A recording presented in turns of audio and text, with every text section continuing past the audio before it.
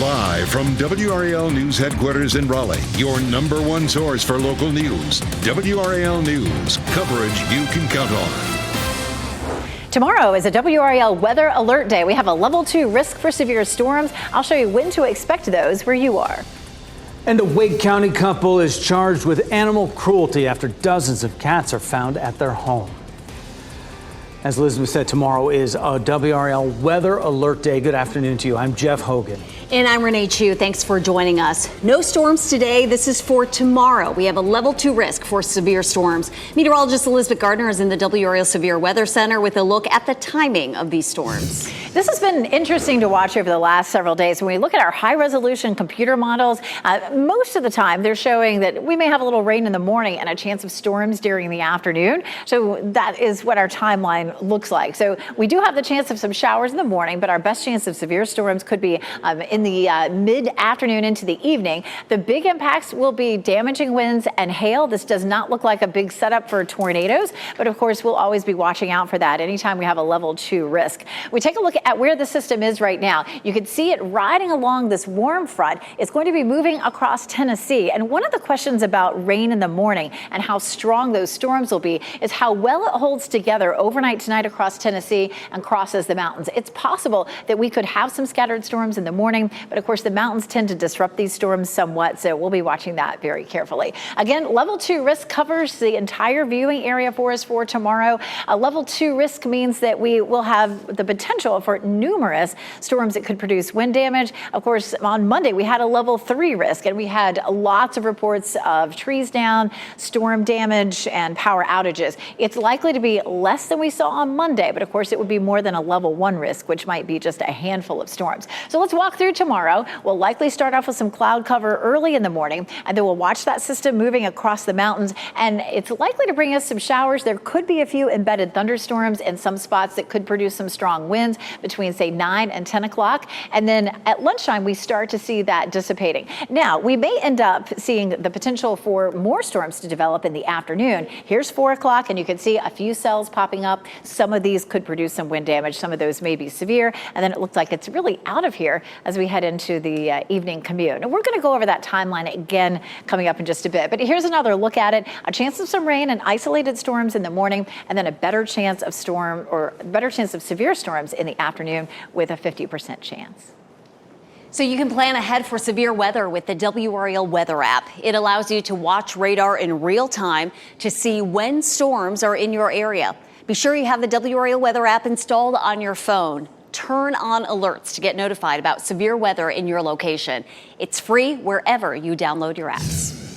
Breaking traffic news right now. We're going to head over to the northern side of Johnston County, where we have a crash on 95 southbound right around the 301 interchange there in the Kenly area. I want to zoom in there to that traffic camera, and you can see a lot of activity over here on the right shoulder. At this point, they have not blocked any lanes, but with all that activity on the right shoulder, you do need to stay in that one left lane on that southbound side of I-95. We're hearing that a truck may have crashed into the woods here. Still working to get some more details about exactly what's happening. We're also sending Sky 5 to the scene. Best way to get around this maybe is to use 222 into Kenly and then pick up 301 from there. Continue your trip on the southbound side of 95. Brian, thanks for that. A disturbing case out of Chatham County. A 50-year-old man is charged with sexually assaulting a 16-year-old girl who has an intellectual disability. WRAL's Eric Miller is live in the neighborhood where deputies say they pieced this case together. Eric? Well, Jeff, the Chatham County Sheriff's Office says this sexual assault happened all the way back in June, but an arrest was only made this week. Take a look at this photo here. This is the man the Sheriff's Office says is responsible, 50-year-old Jeffrey Trujillo. The Sheriff's Office is saying Trujillo used to be neighbors with the victim. In June, they say Trujillo reached out to the victim and asked to pick her up. He then showed up at her grandparents' house, convinced her to get in the car with him, and took her to another location. He then allegedly sexually assaulted her before dropping her off. The Sheriff's Office says a search of Trujillo's phone records corroborated all of those details. Now, Trujillo is facing multiple charges at this point. That includes felony first-degree kidnapping as well as felony crimes against nature. He's currently being held on a $100,000 bond and is due in court on August 28th. Jeff? Certainly disturbing. Eric Miller live for us this noon with those details. Thank you. New this noon, a man accused of assaulting his elderly parents in Raleigh now faces additional charges. Christopher McCullough appeared in court on Monday. He now faces charges of kidnapping, violating a protective order, and larceny of a dog. Officers say he attacked his parents around Sunday afternoon on Ingate Way in Northwest Raleigh. He then allegedly kidnapped the child. Police have not said where that child is, or they have not issued an Amber Alert in the case. Family and friends are coming together today to lay to rest the 8-year-old who was shot at her babysitter's house last month. Genesis Dockery died 2 days after being shot at her babysitter's house in Cumberland County. Lawyers for her family say an 11-year-old in the home shot Dockery. Investigators have only said they're reviewing evidence before deciding whether charges would be filed. And breaking this noon hour here in the WRAL Live Center, a major development in the kidnapping of an American nurse and her child in Haiti. The nonprofit connected with Alex Dorsainville confirms she and her daughter have been released and are safe. You're looking at video of that nonprofit work that El Roy Haiti does in Haiti. Dorsainville is a community health nurse. She and her child were kidnapped a couple of weeks ago from their location near Port-au-Prince. The State Department worked with Haitian authorities to secure their safe release. On its website, that nonprofit wrote, quote, "Today we are praising God for answered prayer."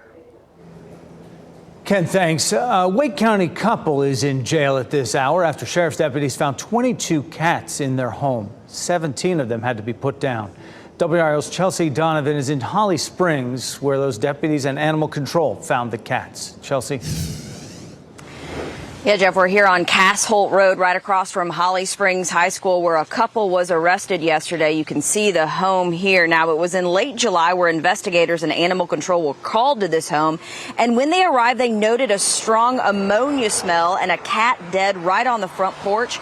But what they found inside was even more disturbing. Now, inside this home of 47-year-old Samuel Perry and 52-year-old Angela Honan were 22 cats in very poor health. 17 had to be humanely euthanized. 5 kittens were able to be saved. They're currently at a rescue facility. Now, investigators also found 16 cats had been disposed of in the trash on the property prior to the Wake County Sheriff's Office and Animal Control responding to this home. Now, that couple, they're in jail right now, each under a $100,000 bond and each facing several charges, including animal cruelty, abandonment of animals, and failure to vaccinate against rabies. Chelsea Donovan live in Holly Springs this noon. Chelsea, thank you. You're soon going to pay more for car insurance in North Carolina. Back in February, insurance companies asked the state for permission to raise auto insurance rates an average of 28.4% next year. The state insurance commissioner says his office has reached a settlement that isn't quite as high. Drivers will see an average statewide auto rate increase of 4.5% this year and another 4.5% next year. The State Department of Insurance says inflation is a factor because car repairs are costing more. But our driving habits play a huge role in bumping up those rates. Driving while impaired. Unfortunately, that's been happening. Speeding. And then the biggest thing is distracted driving. That's having the biggest impact on these rates. U.S. News and World Report says North Carolina drivers still have it pretty easy compared with other states. It ranked North Carolina as the 6th lowest state in average auto insurance costs. Now, you'll notice those rates rising in December. The next negotiation between the insurance companies and the state will happen in 2025. Wells Fargo is among numerous banks fined for using WhatsApp and other unofficial channels to conduct business. Federal investigators fined the firm $549 million. Wells Fargo was hit with the biggest chunk of fines and has agreed to pay $125 million. Regulators say the firms failed to properly keep records of their employees' communications over several years. Let's take a look at stocks now. The Dow Jones Industrial Average on the move, down about 177 points as investors wait for inflation data that will be coming next week. The NASDAQ and S&P 500 also in the red territory.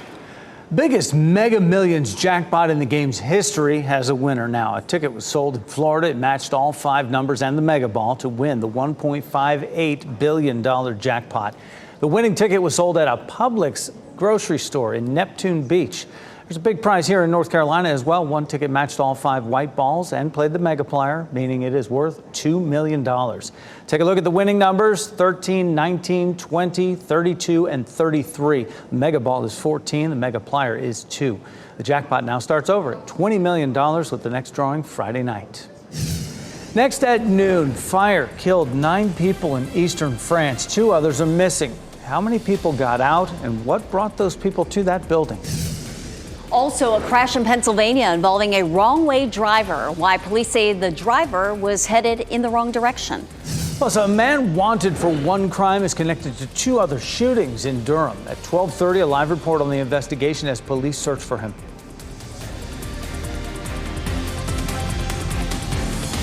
Download the new WRAL streaming apps on Roku, Fire TV, Apple TV, and Android TV.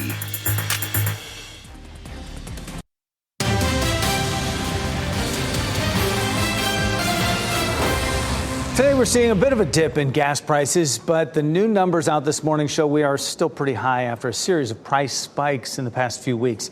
WRAL's Kelsey Coffey has what you can expect when you go to fill up.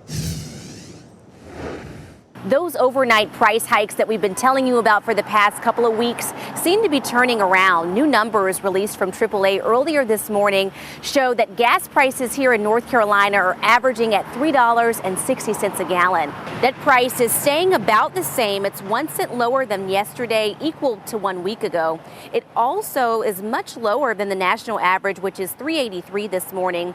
1 cent up from yesterday, 3 cents up from 1 week ago. Oil prices have risen for 6 weeks straight. Extreme heat was impacting refineries in places like Texas and Louisiana. Even though gas prices are still high, we're not seeing the same overnight hikes. Patrick DeHaan with Gas Buddy says as you're filling up today and throughout the week, you may notice that prices can vary depending on where you go. There could be some stations that are kind of late in the game that may go up a few cents. There's some stations that may hold their price, and some of the more expensive stations could actually lower it. So it's going to be kind of a mixed bag this week. And that's because prices went up so quickly over the past couple of weeks. The market is just now catching up. And DeHaan says that we should see consistently low gas prices come late September.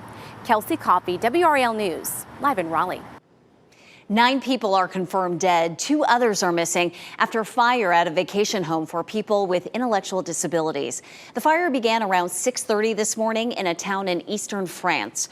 Firefighters believe it started on the ground floor of the building, which is a renovated barn. The fire was quickly brought under control, but the wooden structure collapsed. 17 other people safely evacuated. Many were taken to the hospital to get checked out. Residents of Maui and Hawaii's Big Island are being evacuated due to severe weather.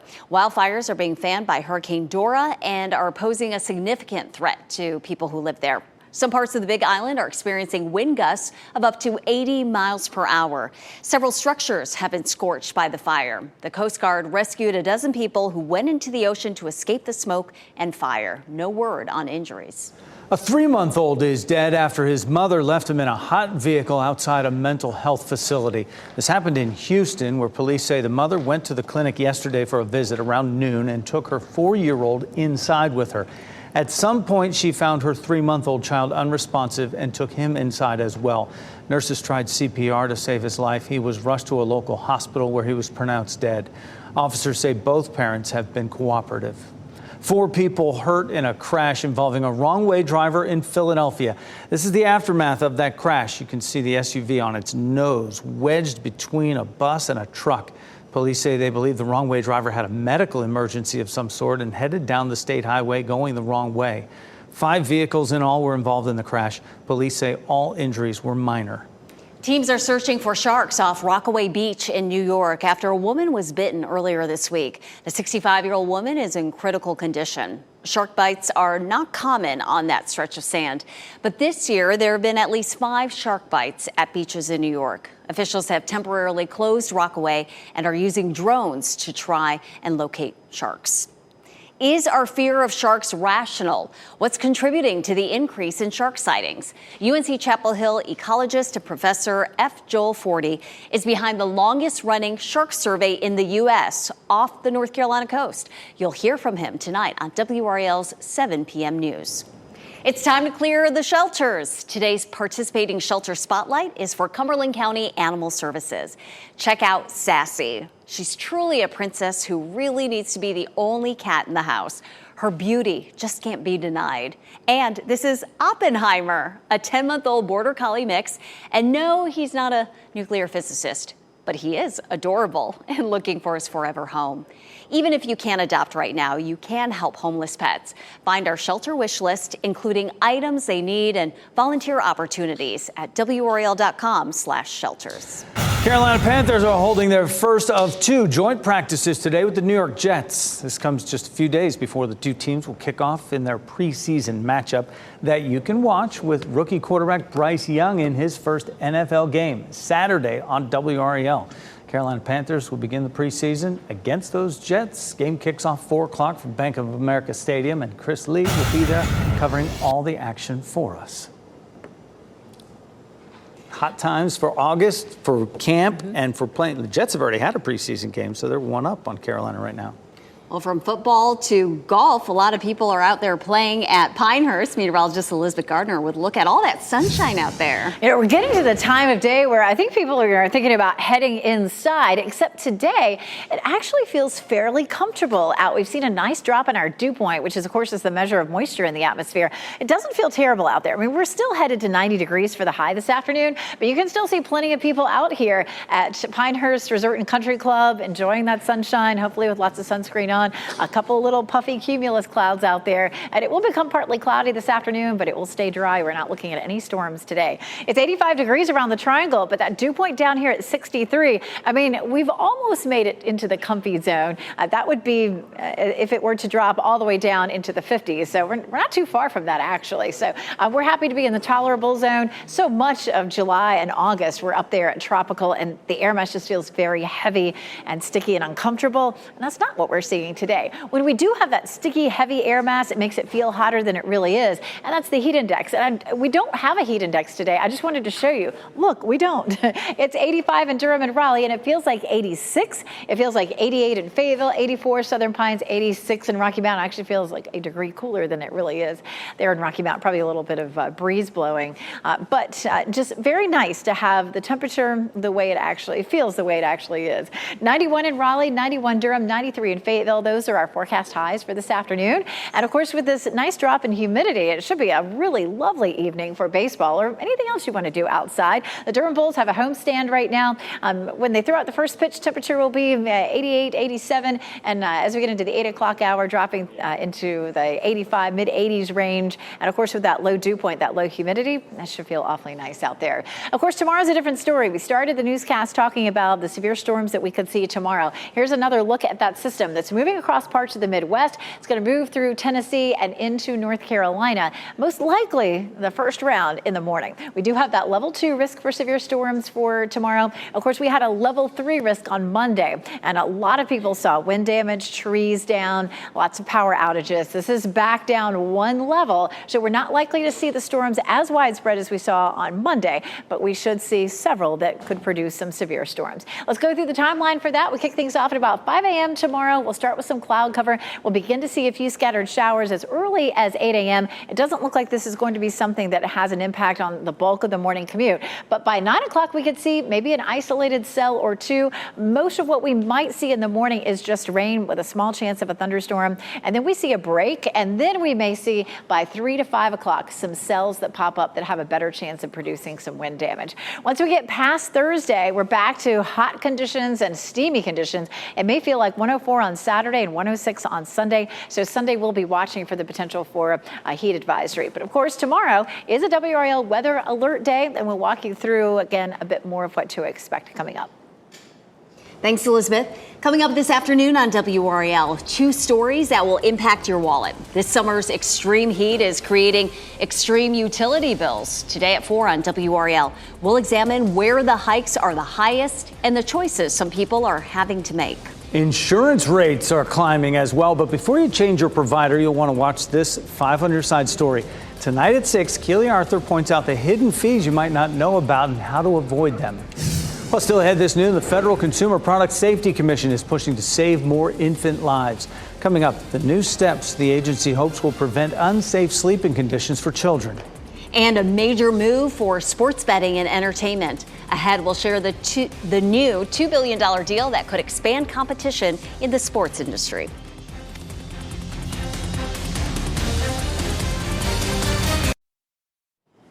A new weird Barbie from Mattel, and credit card balances have soared to a record high.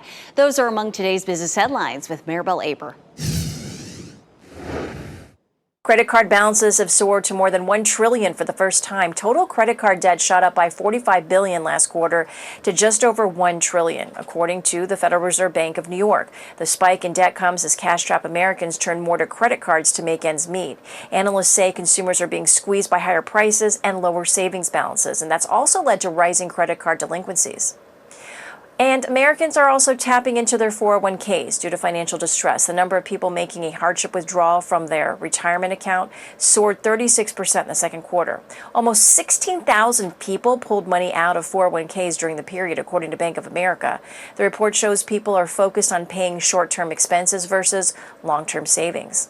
Mattel has a weird Barbie for sale for a limited time. It's based on the Kate McKinnon character in the Barbie movie. And the doll features a hot pink outfit like the one McKinnon wears, and the doll also has oddly cut and colored hair and markings on her face. The weird Barbie doll is selling for $50 until August 18th on Mattel's website. And those are your business headlines. I'm Maribel Aber at the NASDAQ Market Site.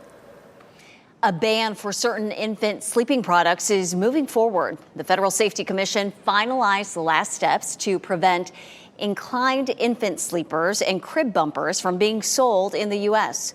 The agency says the new rules are meant to create a safer marketplace for parents and to save babies' lives. The new changes from the CPSC solidifies the Safe Sleep Babies Act that banned the sale of these products in November of 2022. Disney's launching a new task force to explore artificial intelligence. The company is searching for AI experts to fill several positions. Disney hopes the effort will cut costs in movie productions while utilizing the technology efficiently.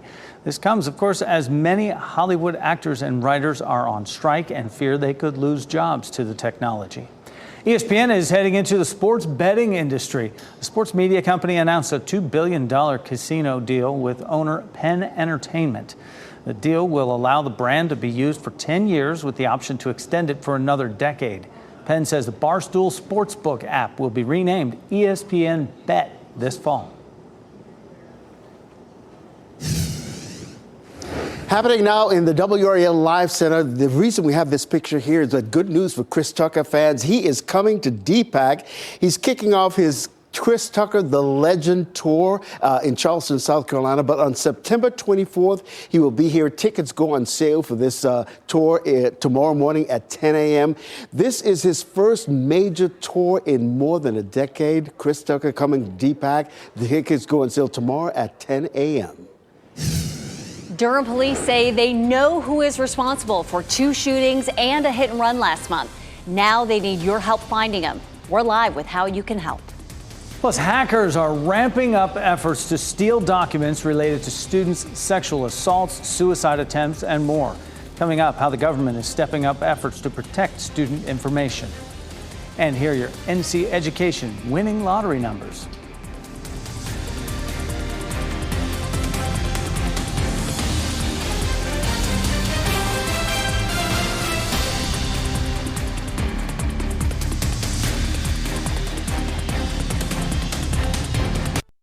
Shot in 4K ultra high definition. Your number one source for local news. WRAL News. Coverage you can count on.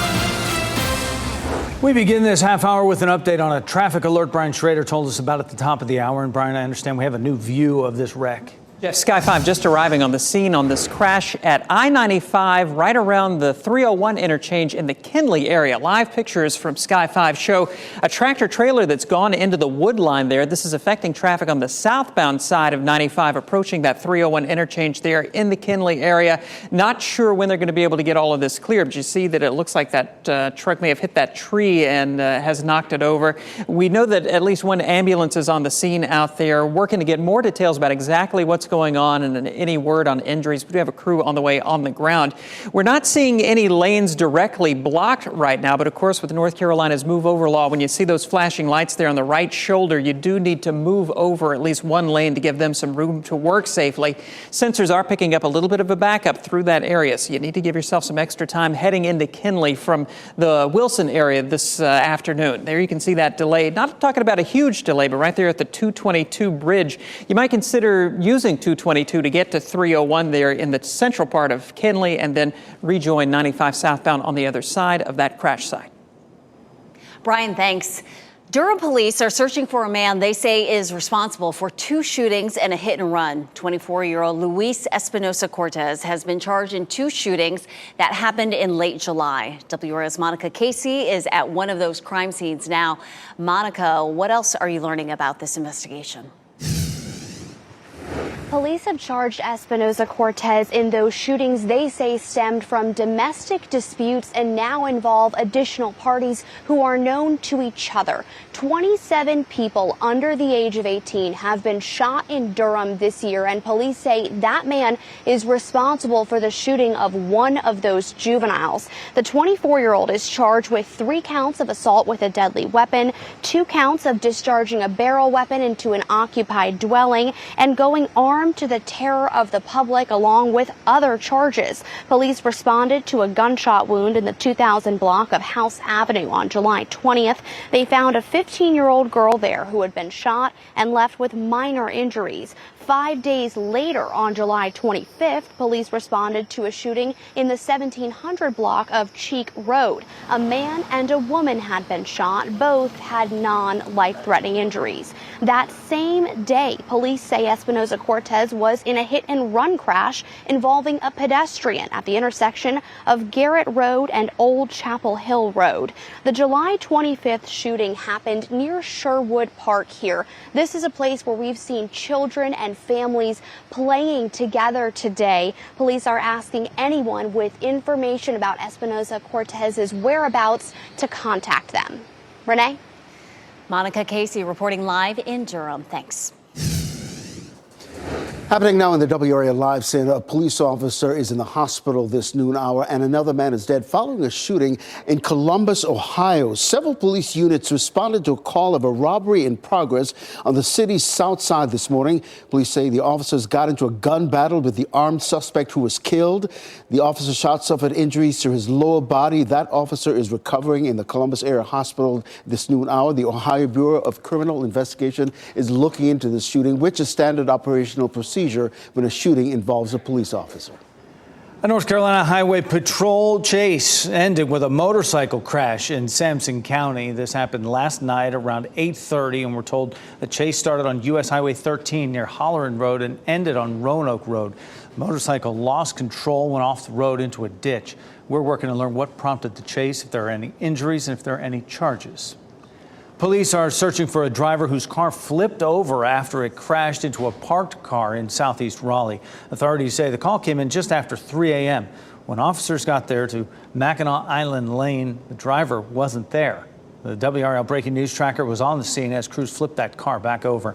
You can see the parked car has damage to its bumper. No injuries were reported. Ensuring kids' safety at school is critical, but when it comes to protecting students' personal information stored on school databases, federal officials say a lot more work needs to be done. Kevin Uretsky takes a look at the new measures being put in place to help school systems nationwide ramp up their cybersecurity. Back to school season is ramping up, and so are the cyber criminals looking to target millions of students' personal data.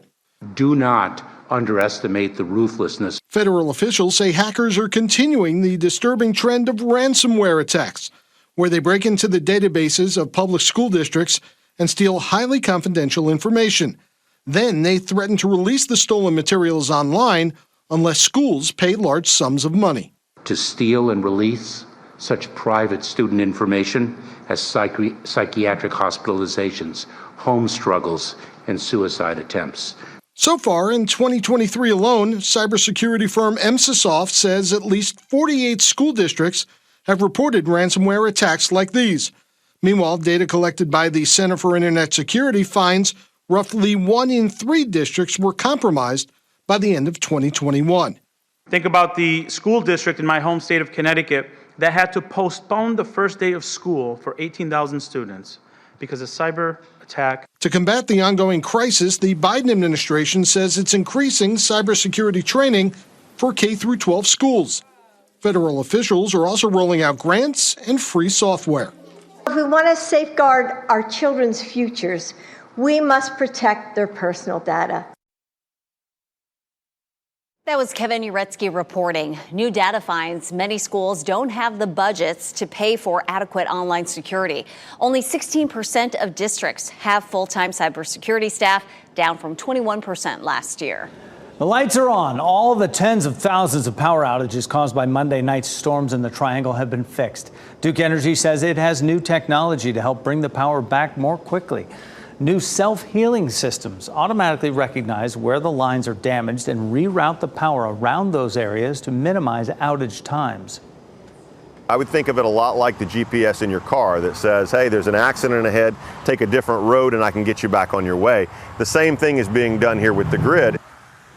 Like a detour for electricity. While the technology is already making a difference, the company says the damaged lines still need to be fixed the old-fashioned way before power can fully be restored. New data shows more kids are getting their vaccines after a pandemic drop-off. Up next, why childhood vaccines matter. People who take Wegovy are on it to lose weight, but there may also be a bonus perk to the drug, the health risks it could help lower.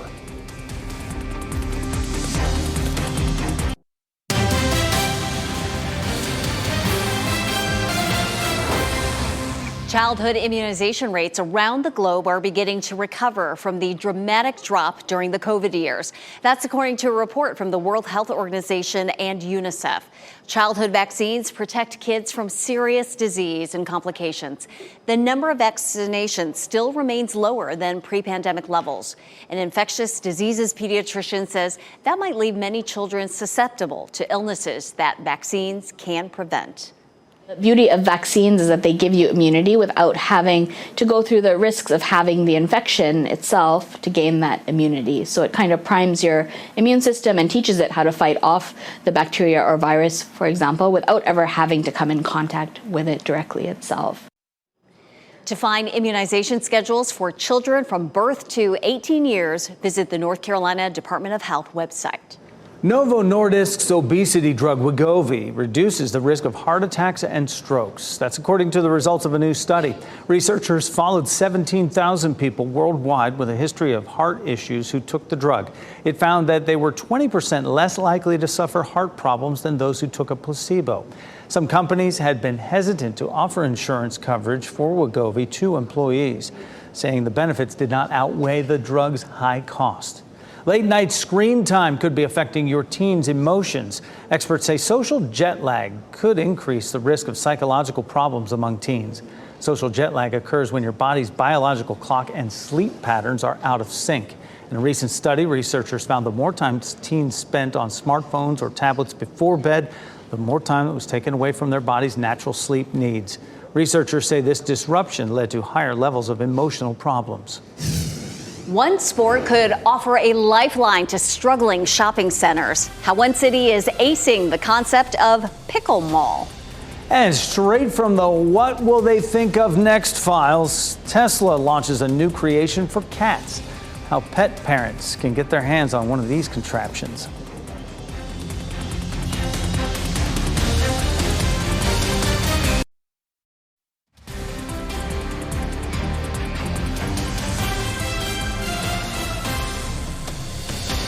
It is definitely an August beach day. Carolina Beach is where you are looking live right now from our WRAL Live Cam network. Beautiful day. As you watch WRAL News, available on Hulu and the WRAL app on your TV or streaming device. Sports and shopping may seem like they are worlds apart, but one of the fastest growing sports in the country could be a saving grace for struggling shopping centers nationwide. Anita Vogel takes a look at how pickleball is serving up help to malls. Changes in our purchasing habits from the rise of online shopping has forced many malls to close. and is leaving others struggling to survive as stores within pack up shop, leaving behind empty retail space. Got my paddle ready. I'm ready to go. But one of the country's fastest growing sports, pickleball, could help restore declining malls to their glory days. This is the Pickle Mall. It's a new indoor pickleball facility taking over the once vacant space inside this mall in Tempe, Arizona. We've partnered with Simon Properties here at the Arizona Mills Mall, taking this concept and working with our partners at Simon Properties, hopefully all over the country. So you're going to see us opening more pickle malls. Pickleball has some similarities to tennis, but requires lighter equipment and smaller courts. And in the end, officials at the Pickle Mall hope their facility provides a trickle-down effect for the remaining businesses inside the rest of the mall. You can't have this fun, ordering something on Amazon for your house. You have to come here. And one thing that we're excited about, and I think our partners in Simon are excited about, is we're bringing new people to the shopping mall. And once they're here, they will check out the shops. That was Anita Vogel reporting. As Pickle Mall officials look to expand into other malls, the sport of pickleball is also growing. The number of players rising by about 160% over 3 years to roughly 9 million in 2022. I'd buy that at the mall. America's Got Talent wrapped up its auditions Tuesday night with a high-energy performance from a Japanese dance group.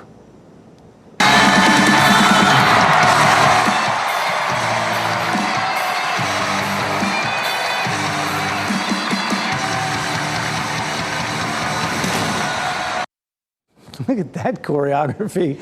Chibi Unity wowed the audience and the judges with their performance. One member said they were inspired by last season's winner, the Mayas. Their performance earned them the season's final golden buzzer, sending them directly to the live shows, which begin August 22nd. The winner will be crowned September 27th, right here on WRAL. Look at the size of that group. I know, that's what I was thinking. How many people are in that? It's huge. Now, that is unity right there. Good stuff. All right, well, we are unanimous in loving this drop in humidity out there, but we do need to talk about tomorrow's chance for storms. Meteorologist Elizabeth Gardner to walk us through that. Tomorrow is a WRAL weather alert day for the potential for thunderstorms. And the way this is likely to go is there's going to be a big complex of thunderstorms that moves through Tennessee and may make it here during the morning hours. And then we'd have potentially a better chance of some stronger storms mid to late afternoon. Damaging wind is going to be the biggest threat from these storms, very similar to what we saw on Monday, but we're not likely to have as many storms as we saw on Monday. So here's where the system is right now. You can see this complex of lightning as this is starting to move across the Mississippi Valley, very close to Memphis, as a matter of fact. And we're starting to see some warnings popping up. Overnight, there were some warnings, but you can see these yellow boxes right here just east of Memphis. That's 2 different severe thunderstorm warnings that have just popped up in the last 15, 20 minutes or so. There is a level 3 risk for severe storms in this area where we're starting to see some of the warnings pop up. And of course, that may remind us of Monday when we had the widespread severe storms. But of course, for us, for tomorrow, it's a level 2 risk. That means that we'll likely have several storms that produce wind damage, but we wouldn't have dozens of them like we saw on Monday. At least that's the idea with a level 2 risk for severe storms. It does cover the entire viewing area. We're going to walk through Futurecast for you one more time in case you missed it earlier. It looks like we're going to see that system coming across Tennessee, across the mountains, and it's likely to be a little bit weaker. When it arrives in the morning, it won't have all the energy from our daytime heating, so it may end up being mostly rain. It'll still have some of the energy that it has with it right now, though, so it's possible that there could be a few isolated storms that pop up. You can see that between Raleigh and Rocky Mount at about 9:30 tomorrow morning, and then down to the south, too, down on the Sandhills, the potential maybe for an isolated storm and some heavy rain with those. That all moves out before lunchtime. There may be a few lingering showers, and it's possible at that point that we have really settled the atmosphere down. Sometimes we have rain in the morning or even a few thunderstorms.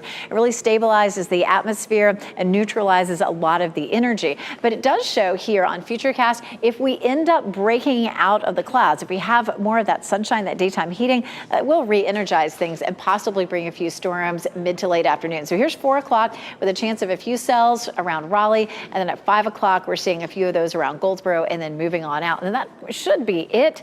At this point, it doesn't look like it would be much of an issue for the evening commute. It's likely to move through pretty quickly. So we're looking at maybe a 1/4 inch to a 1/2 inch of rain with this. The numbers there are down a little bit lower than they were earlier this morning. That new run of the computer model is showing a little bit less rain, but at least a 60% chance for tomorrow. And then on Friday, a 20% chance. We have a chance of some scattered storms again on Sunday as well. But our big story likely for the weekend is going to be the heat. The one nice thing about it today, you can see sunshine everywhere. There at our Fayetteville newsroom, here in Chapel Hill from Top of the Hill restaurant, big, pretty puffy cumulus clouds. But like we talked about at the beginning of the newscast, our dew point is nice and low today. Our humidity is low, so it feels as comfortable as it is going to feel at 91. And then tomorrow, high of 90. Into the weekend, it's hotter though. Highs climb back into the mid-90s and the heat index becomes an issue. We could see a heat index of 104 to 106 on Saturday and Sunday. And happening now in the WRAL Live Center, the FBI now getting involved for the search for these 2 teenage missing sisters. Authorities say 15-year-old Tamara Perez on the left and her 14-year-old sister Iris Perez were reported missing on June 28th from their northern Michigan home in Roscommon County. They had moved to northern Michigan with their adoptive parents after they were found in Port St. Lucie, Florida, with their biological mother who had actually lost custody. Now, the sheriff's office in Roscommon County had been working on this case, but now the FBI is getting involved.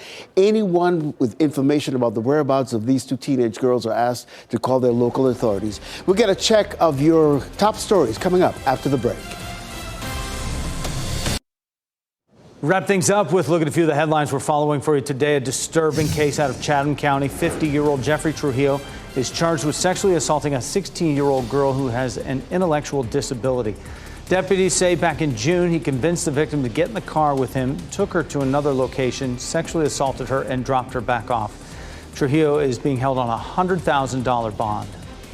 Today, family and friends will lay to rest the 8-year-old who was shot at her babysitter's house in Cumberland County last month. Genesis Dockery died 2 days later. Lawyers for her family say an 11-year-old in the home shot Dockery. Investigators have only said they're reviewing evidence before deciding whether to file charges. You're soon going to have to pay more for car insurance in North Carolina as drivers will see an average statewide auto increase of 4.5% this year, another 4.5% next year. You'll notice those rates rising in December.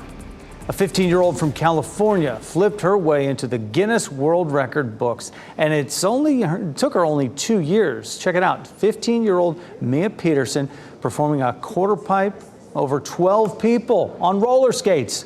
Peterson started skating at 11 years of age. She started jumping tricks at 13. Once she started clearing 10 people with ease, Peterson says she was encouraged to go for the record. The young skater says it's a dream come true to see her name in the record books. What a move. Tesla is selling a Cybertruck-inspired cat bed made out of cardboard.